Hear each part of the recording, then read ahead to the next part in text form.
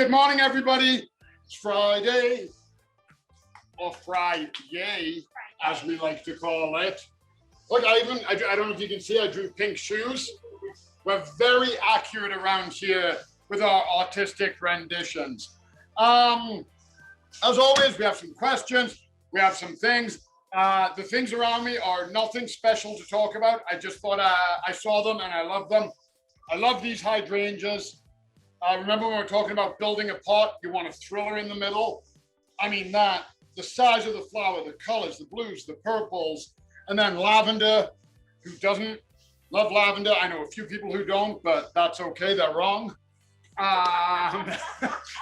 And then I love, you know how I always talk to you guys, and I always talk about how when you're looking at perennials, the different foliages and the different structures. I was just wandering through annuals this morning, and look at these 3 geraniums. And you can put these together in any order that you like. They all have kind of a reddish flower in that spectrum. But look at the variegation and even the shape on the leaf. I mean, you put those together, they require the same light, the same fertilizer, the same kind of deadheading. So they are going to play really well together. And just, I mean, yeah, just look at that. Just, it made me happy. And then, remember the other day when I dropped those tomatoes? Here they are. I told you there was absolutely nothing to worry about. And I even brought down all 8 of them. I was only going to bring down a couple, and I thought, I know if somebody did that, I'd be like, the other ones died. I totally wouldn't trust anybody, especially with the magic of TV. But these are the ones I planted up and watered, and as you can see, they all sprung up. They've all put out active new growth, and they're all going to do very well in my flower bed.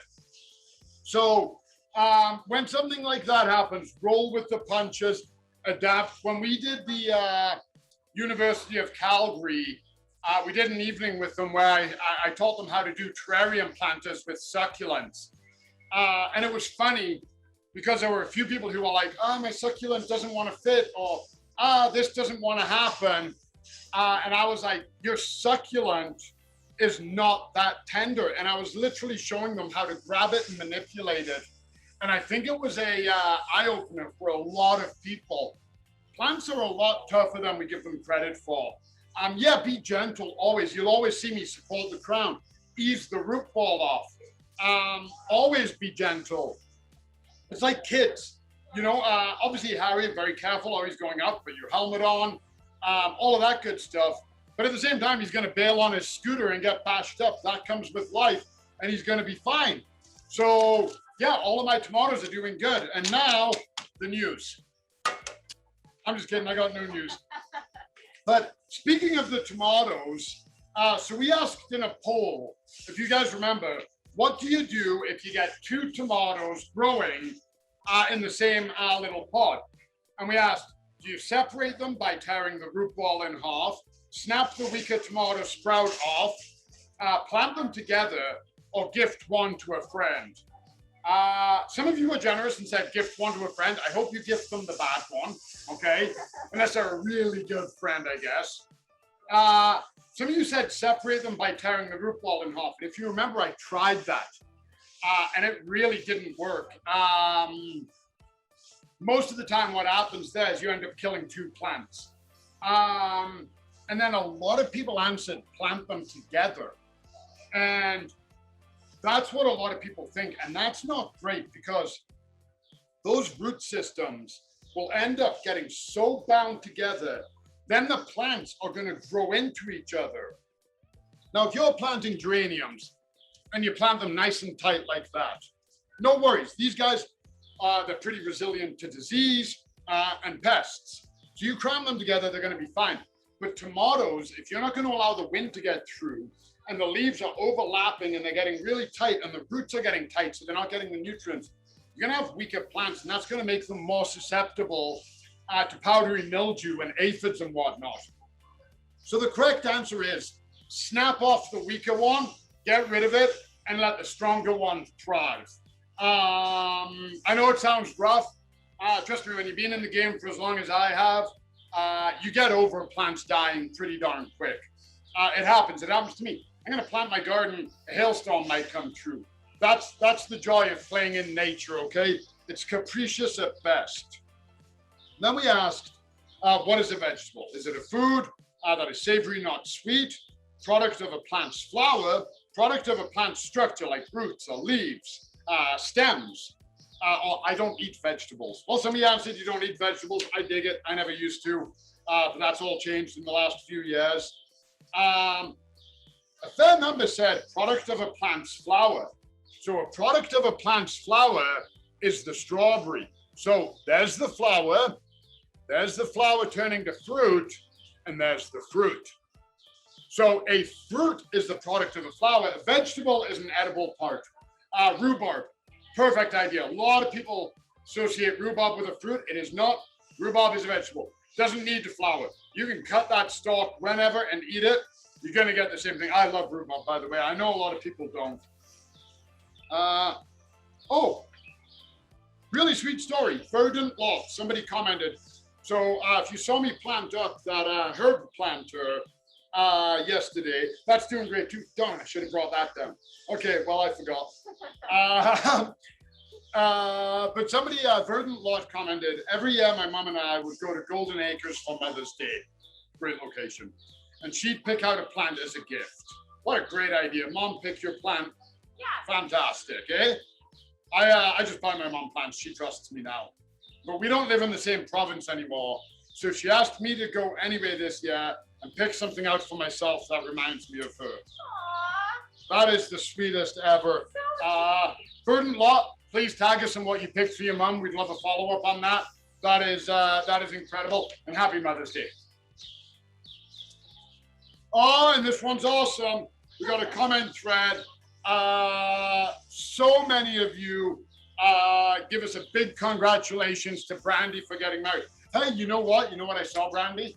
What? You might have missed this. Somebody on Facebook commented they didn't see your bling. Oh, no! So, can you wave your bling in front of the camera?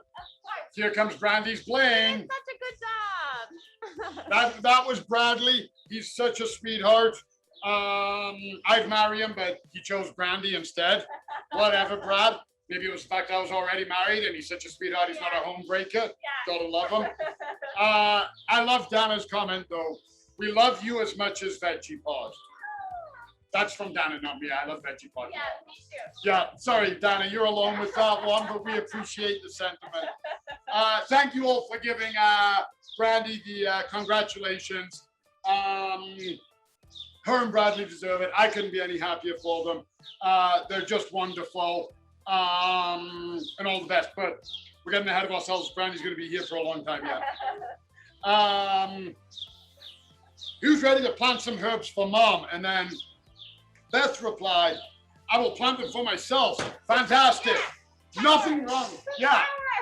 Give gifts to yourself. Brandy and I were just talking about that. Getting yourself treats is totally acceptable. I should do a greenhouse for dummies session. Is that based on me? I'm a dummy. You know what? That's all of this started. There's no such thing as a dummy. People don't know, and I've always had a passion for teaching people how to garden. I don't mind gardening for somebody. I really don't. I've done that in my career for a long time. But I love getting people interested, especially kids. Kids are designed to play in the soil and be outside and explore and experiment and make mistakes and learn from that. And when there is success, it's just wonderful. And when I see people, and when people come up to me and they thank me for a tip or helping them be successful or something like that, honestly, it's a highlight of everything I do. All the other stuff I do, this and CTV and purchasing and being in the garden industry, that's great. I love my job. But I love connecting with people and I love building people's success and I love hearing it back. I genuinely do. So thank you guys always for the comments and the feedback and having fun with us. You know what? Next week, all the kids are home in Alberta. We have some more restrictions coming and that's great. We will be here. I absolutely promise. No matter what, we will be here We will be talking to you guys about plants and planting and getting dirty. And if you have questions, you know where we are. Brandy got a great picture of the bee in tree lot. Let me ask you guys, what do you prefer, bumble butts or honeybee? Bumble butts won. I don't know whether that was because of the name. You kind of skewed the poll there a little, Brandy. What do you like? What's your thing? I voted bumble butts. I voted on that one.